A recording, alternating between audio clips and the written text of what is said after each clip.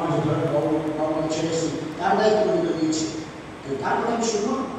আমার ঋণের বোঝা মাথায় তিনি নিয়েছেন, সেটা তার কথা শুনতে হবে। তিনি আমাকে কমেন্ট করেছেন, আমি তোকে পাঠিয়ে দেবো, তুই আমার কথা শোন। গুরু প্রসন্ন সাই হবে, কিচ্ছু করতে হবে। এই যা বলছে বসে থাক, বসেই থাকবে, আমি চলে যাবো। গুরু তত্ত্ব চাটে নাই না, সেজন্য সেই ভগবান তিনি এই রাশিরা, কিন্তু তারা বলছেন রাশিরা শ্রবণ করে বলছেন এই যে শ্রবণ করলেন রাসত্ব রস, এটা শ্রবণ করে ভাগ্যবান জীব, ভক্তিকামী জীব, তাদের ভগবানের সেবাতে যাতে রুচি হবে, রুচি বা উচিত রাসত্ব সময়ের পর।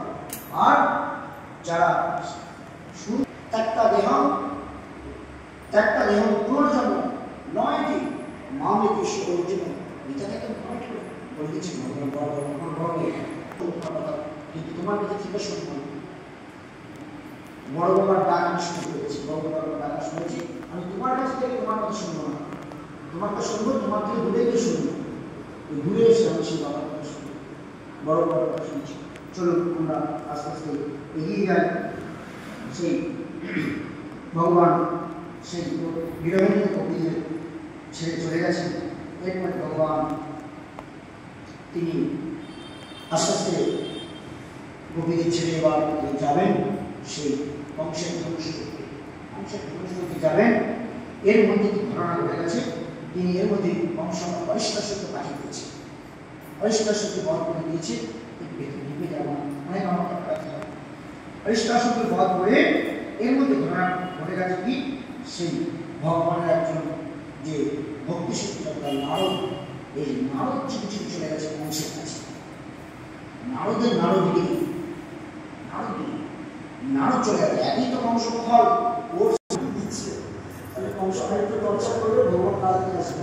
ওই পরিত্রা আমার সাথে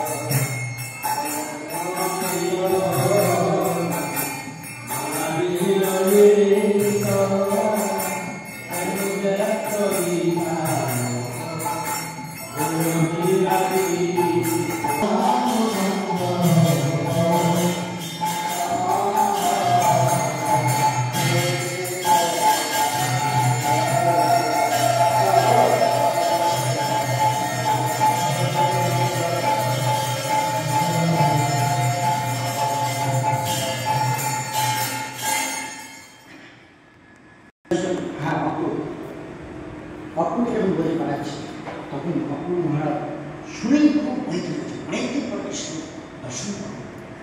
কৃষ্ণ দর্শন করেন, এই দর্শন আসুন বিশাল আয়োজন। মহারাজ খুব মানুষ হয়ে তার পশ্চাৎ বলল, এই আপনার উত্তরগামীকে